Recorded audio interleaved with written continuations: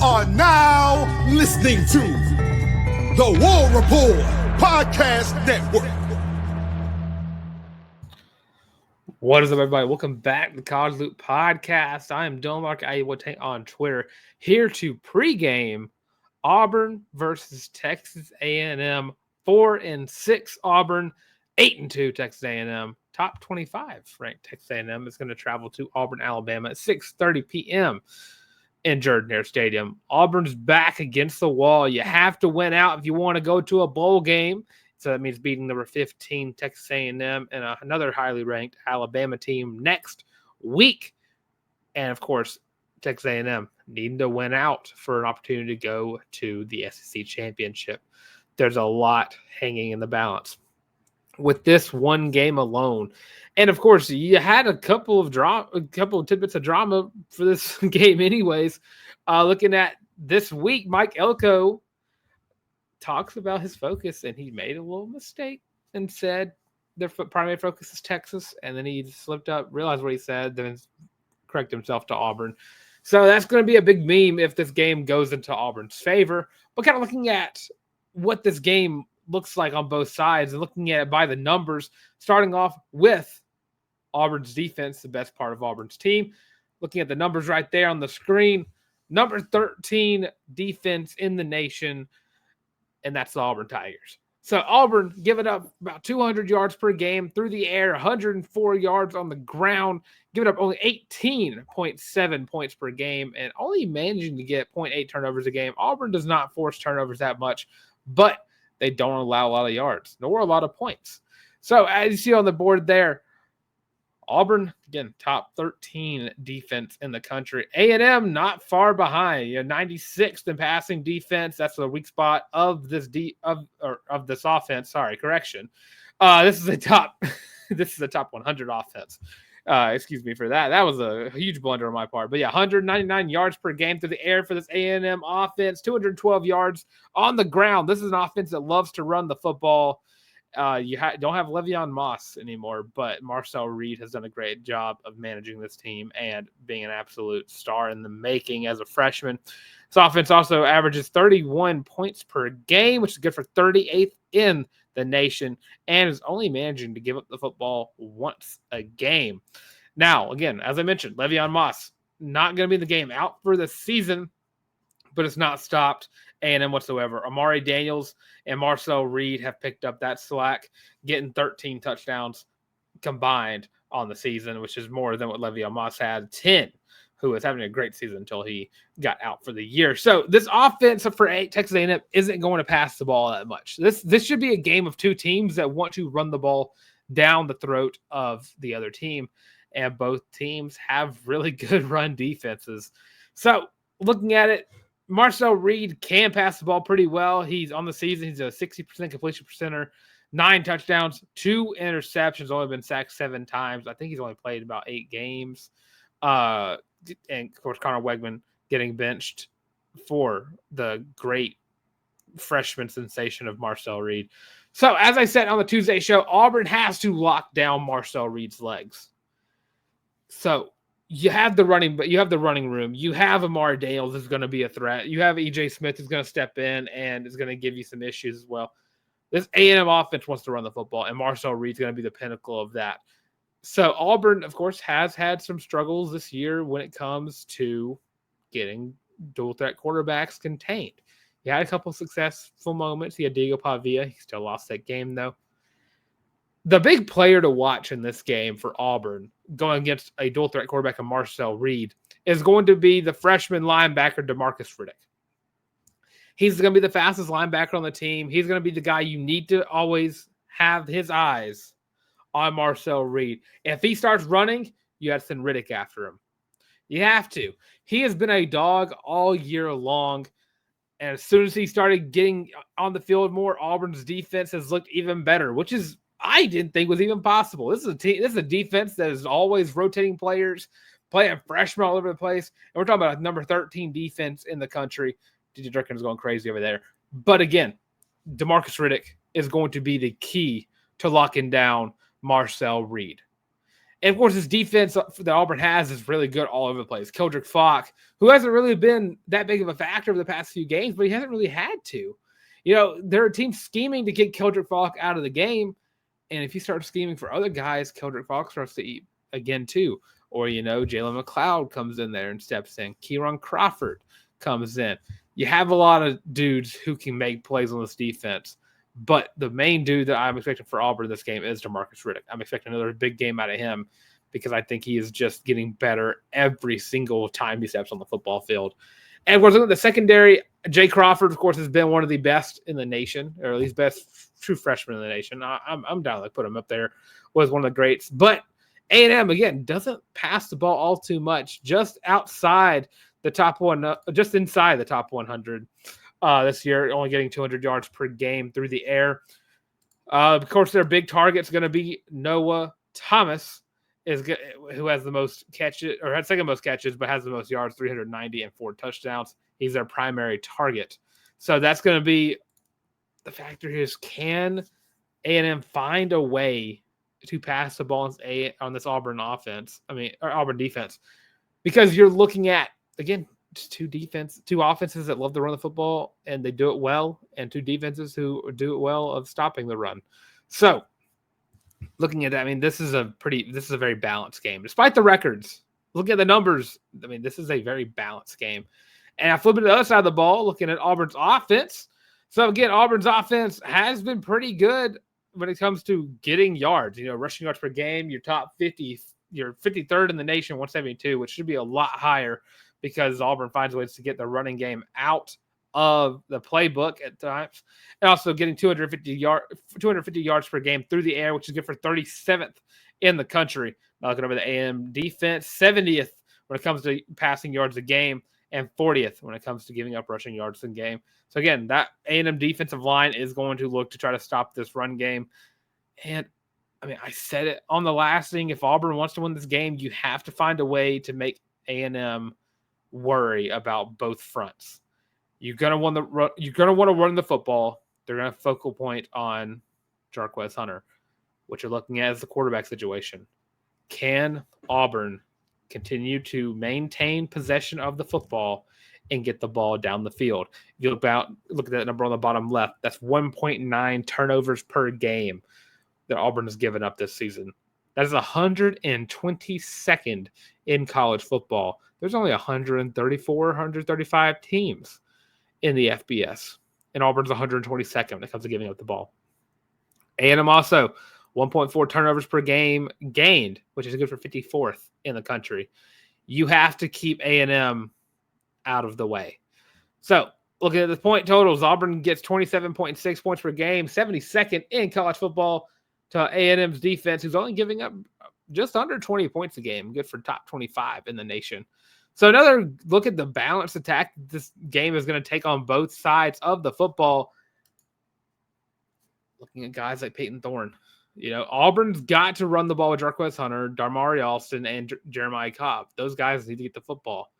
But for Auburn, it's a lot more than that. Of course, A&M has other options to run the ball. Marcel Reed is a playmaker with his legs, more so than any other quarterback in the SEC. Payton Thorne hasn't really ran the football all that well this year. And you're looking at Jarquez Hunter, who's had a lot of great games. 1,000-yard rusher on the season is Jarquez Hunter. But you saw something different from Auburn last week. You saw some confidence coming from the receivers. Cam Coleman had 3 touchdowns. Keandre Lambert-Smith and Cam Coleman both had 100-yard games.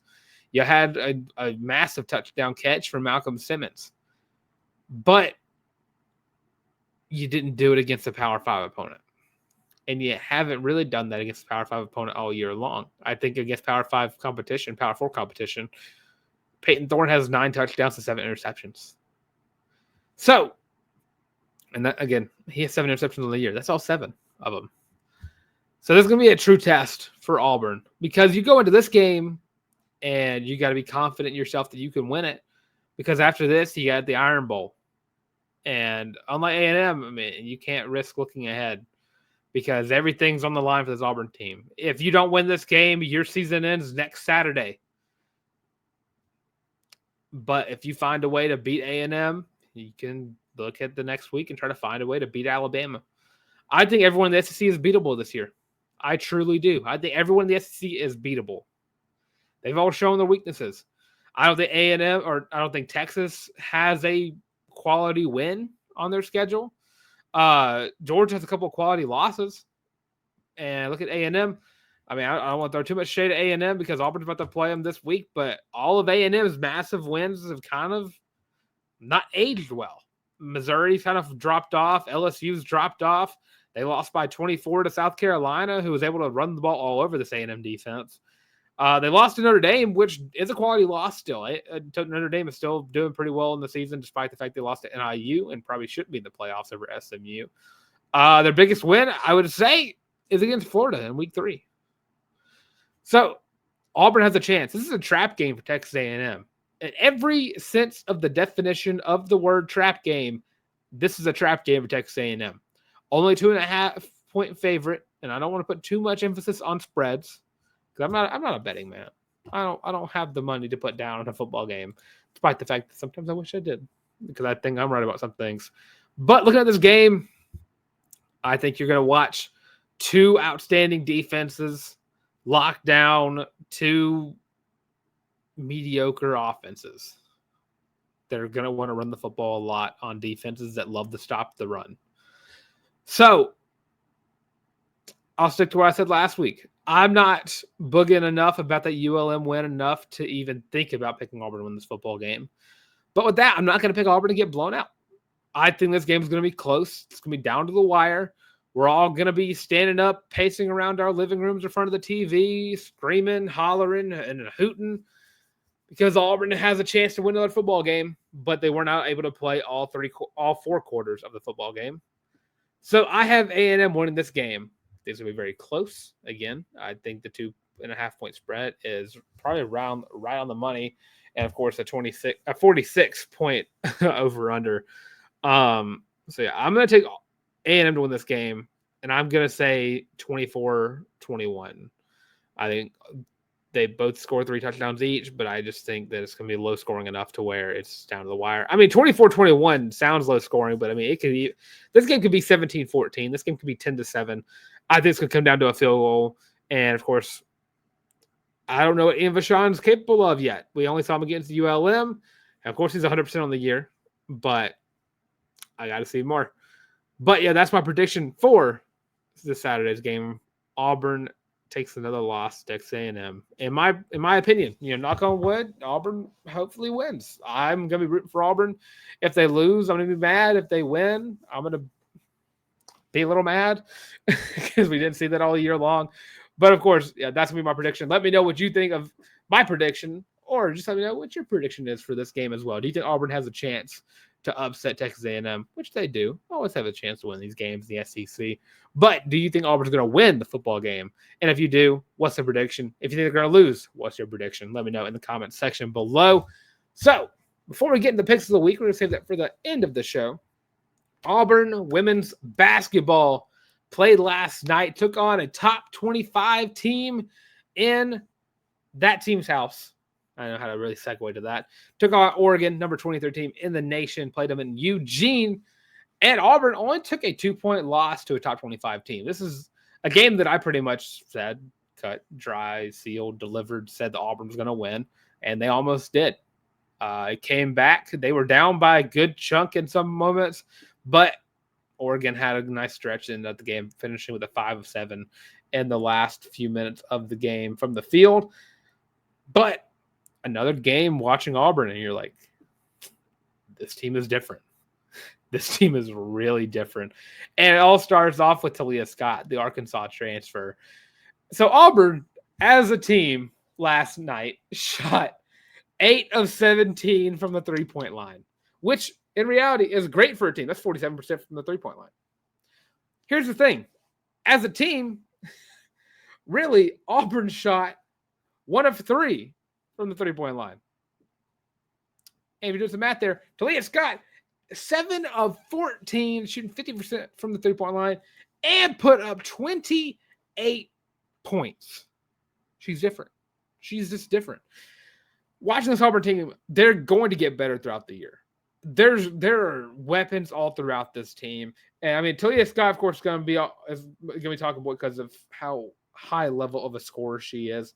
But you, of course, you right beside her, you have Deona Gaston, who's putting up 14 points. You had Marshawn Bostic put up a nice 7. Taylor Collins had 2, but got foul trouble. Celia Sambane had a nice 4 as well. Of course, just looking down the bench, I mean, this is a night where Auburn just wasn't able to get the lead after losing it. So you're looking at bench points here, and I'm losing myself on the score 13 points off the bench. The biggest contributor you had was Caitlin Duhan with 7. Audie Young had 3. O had 2, and Timya had 1. Tamaya, sorry. Phonetic spelling there for myself. So, yeah, Auburn had a lot of fouls in this game. Of course, also had a lot of turnovers as well. So that's going to be the big ticket here is Auburn's turnovers. They didn't shoot as well as Oregon did at the end. It shot better from the three-point line, but of course it happens whenever you have Talia Scott on your team. Free throws were a lot better. You had one more turnover, actually, but when it comes to rebounds, got out-rebounded by 10.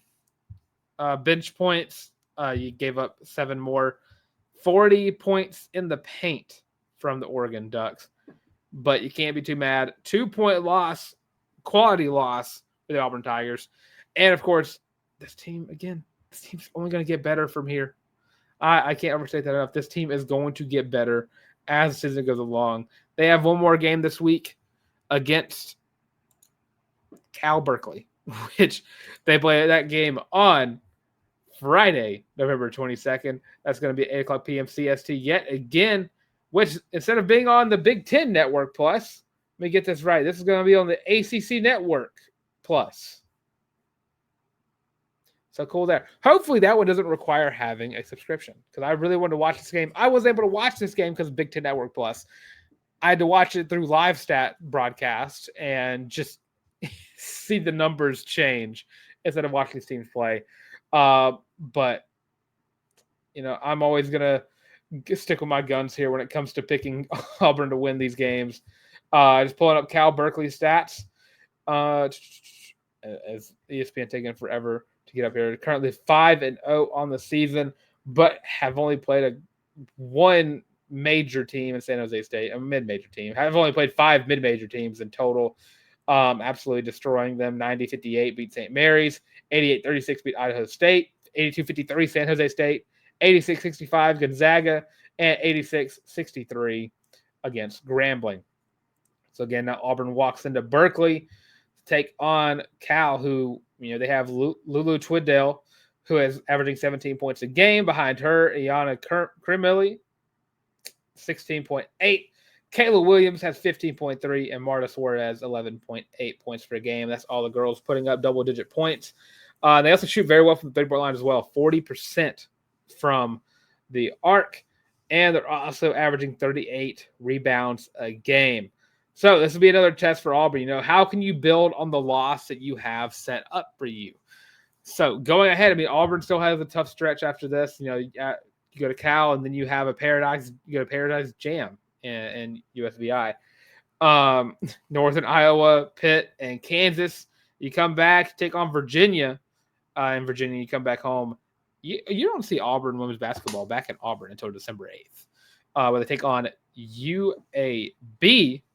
And then back out, and of course, you know, I'm going to book a little bit for this team because I think they're going to get some major wins, and I don't think Cal has the resume for me to really look at them and be like, oh, yeah, I'm going to pick Auburn in this game to go ahead. So yeah, support women's basketball. Of course, you know, you don't have to worry about buying tickets until December 8th, but of course, pack the house for Coach Jay and company.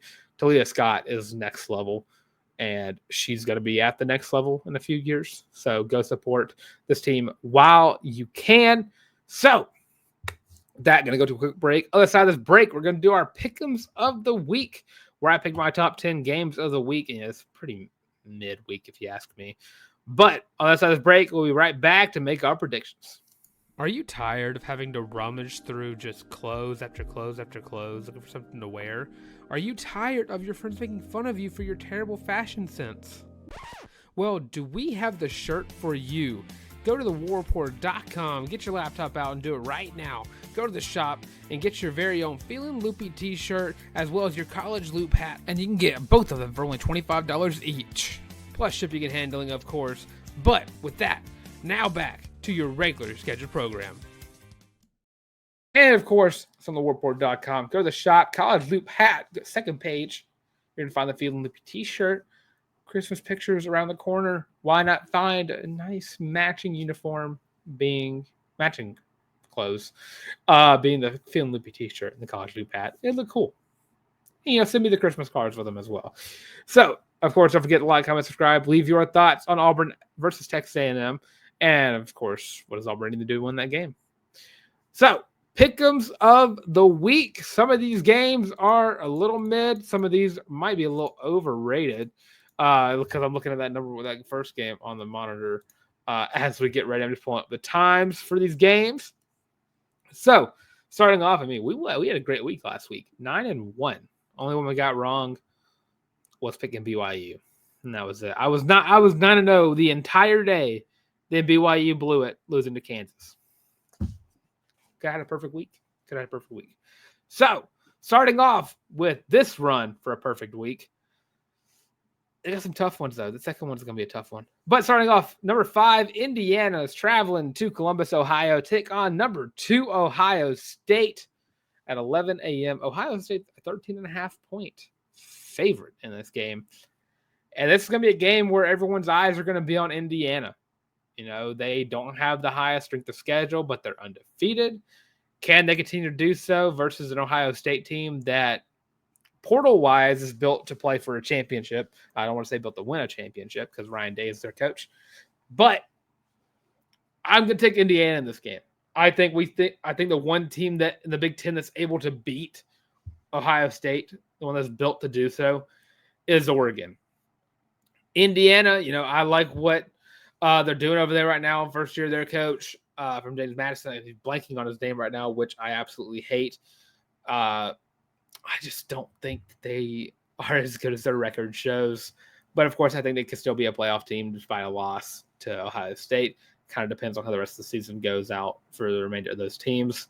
We'll say CFP poll. Shout out Boise State, number 4 team, getting a nice bye week for that one. So, yeah, take Ohio State in that game. I don't want to say they cover the spread because I like Indiana a lot. I don't like them too much to say that Ohio State's going to blow them out. But I do think Ohio State is going to get the win there. Number 9, Ole Miss travels to Gainesville, take on the Florida Gators. Florida last week took themselves got a nice win. I was thinking they played Texas last weekend.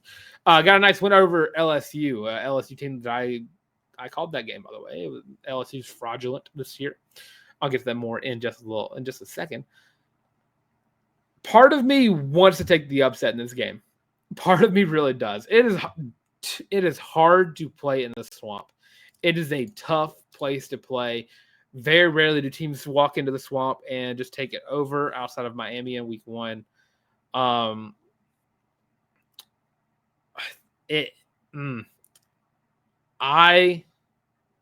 want to pick Florida so bad. And just for the hate watch, just for the possibility of it happening, just to show that Ole Miss is just not ready for the big moments, just because I'm a hater. And I'll admit it, I'm a hater. I don't like Ole Miss. I'm taking the Florida Gators. Just because why not? I like picking the upsets, and I think this one's going to be another major upset. Billy Napier finds a way to win another game in this tough stretch that he has to end the season. I say tough stretch. It was definitely a tougher looking stretch beginning of the year. Now they have a 1-win team to round out rivalry week. So, yeah, I'm going to take Florida in this game. Up next, sticking with the SEC, skipping over a lot of these no-name cupcakes. You have Kentucky traveling to Austin, take on the Texas Longhorns. Not going to stay long on this one. Texas wins big over Kentucky. Up next, Penn State at Minnesota. This is another tough one for me because Penn State is very capable, of losing that game. Right now, Penn State currently sits at number 4 in the Big Ten, right behind Ohio State. And, of course, Penn State's lone loss on the season coming from the Ohio State Buckeyes. So that's why they're right behind them. So I'm going to pick Penn State in this game. Knowing full well this game could end up being a Penn State upset. This could be a big loss and knocks Penn State so far down that they're no longer in the playoff conversation because they're going to be 5th, 6th, or 7th in the Big Ten. This is a big game for James Franklin. Can you overcome adversity? Because Penn State, they have a spot if they win out. No matter what happens, they have a spot in the CFP. They said to win out. So, yeah, I'm going to pick Penn State in this game just to see what happens. Up next, BYU dropping to number 14 after taking a loss to the Kansas Jayhawks, taking on number 21 Arizona State, a team that's been very silently hot on the season. And you know what? I think BYU got found out. I'm going to take the Sun Devils in that game. So, yeah, I'm going to rock with the Sun Devils, take down BYU yet again, just fully knocking BYU out of every single playoff conversation that possibly could be had about them. So, yeah, taking AZ on that one. Up next, sticking with the Big 12, Colorado travels to Kansas City to take on the Kansas Jayhawks. And I forgot that they played Arrowhead Stadium this year because of the renovations happening. I'm taking Colorado in this game. I think that they're working their way to be a playoff contender. I like how they're playing. They're a different team than last year. Very different team. Despite not really having a Heisman. They're not going to have a Heisman winner on their team this year, but they're playing very well. I'm still rooting for Asha Jeanty to get the Heisman. So, yeah, taking Colorado on that one. Up next, back to the SEC, Missouri. Somehow still ranked Missouri travels to Starkville, take on the Mississippi State Bulldogs. And again, Missouri, I don't know how they're still ranked. Lost last week by 4 points to South Carolina. Should have lost to Auburn. Got whooped by Alabama. Got whooped by A&M earlier in the year. Don't know how this team still manages to find a way to get ranked. Only a 7.5 point favorite over Mississippi State. And I would love for chaos to happen and have Mississippi State win this game, but I just don't think that team is good. Neither team in this game is good. If you're a fan of these teams, enjoy the watch. I will not be watching that game. I love college football a lot. Looking at this at 4 o'clock or 3:15 kick, I'm going to be watching. Dang, 2:30 is not really a good selection either. I just said 2:30 kicks. BYU, Arizona State. I'll be watching that game over.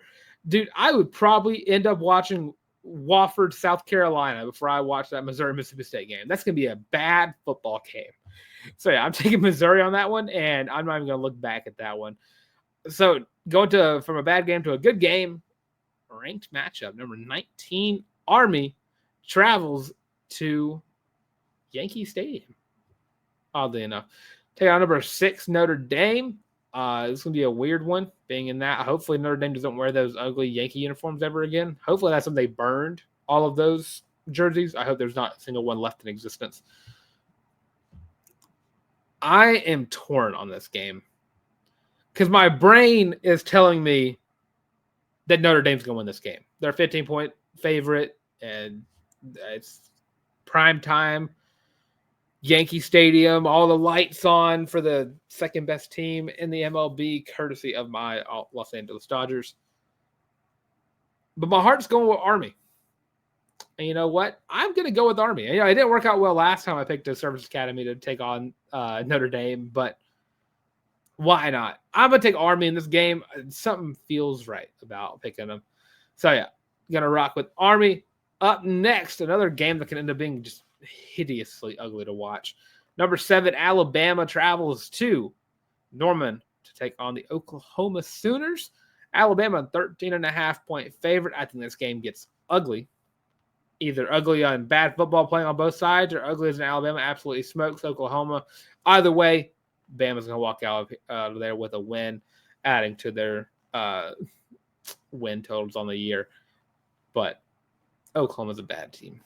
They're a bad team. Signed, sealed, delivered for that one. Up next, last game on the docket for us. Vanderbilt travels to Baton Rouge, take on the LSU Tigers. LSU, an 8-point favorite. LSU also no longer ranked. You lose last week to Florida. LSU has been on a downward spiral all year long, 6-4. Lost the past 3 games in a row. Of course, also losing 42-13 to the team that lost to Vanderbilt. I can't not pick the Commodores in this game. Of course, Vanderbilt got bowl eligible versus Auburn, then got whooped by South Carolina, but they went on a bye week. And something about teams on a bye week that's not named Auburn seemed to play a lot better that next week. Of course, this game's going to be tough. It's a Tiger Stadium. I like the Doors. And it would just be icing on the cake for Vanderbilt to just go into Tiger Stadium. You know, you beat Alabama, then you go to Tiger Stadium in a night game environment and take down LSU and Brian Kelly. You know, you have Clark Lee, who is a former Notre Dame coach. It just all forms into this immaculate, like perfect, almost ending to the season for Vanderbilt, just to take down LSU. And then, of course, they have Tennessee the next week, which add to the chaos. Why not? So, yeah, I'm taking Vanderbilt in that game fully. I think that they're just they play better. I like Diego Pavia more than I like Nussmeier in this game. So those are my picks for the week. Let me know what you think in the comment section below. And, of course, as always, leave your prediction for Auburn versus Texas A&M. And that does it for this time of the College Loop Podcast. Of course, I am Dylan Larck, on Twitter, and, of course, on Instagram as well at Dylan Larck, DYLENLERCK. Visual aids right here on, well, my right, y'all's left. And, of course, College Loop. You can find us everywhere up there. Visual aid for that. Visual aid everywhere. Don't forget to subscribe down below and like the video as well. Follow us everywhere. Twitter, TikTok, Facebook, Instagram, the works, all those at The College Loop. And, of course, audio versions of the show available as well on Spotify Podcasts, Google Podcasts, of course, Amazon Music. Just go rate us on there too. Why not? Just go across, just have like 5 screens up, like every single thing you see of the College Loop all at once. We love the engagement over here. But again, thank you all for tuning in. And as always, War Eagle. And let's mess up college football and go to a bowl game. So again, War Eagle.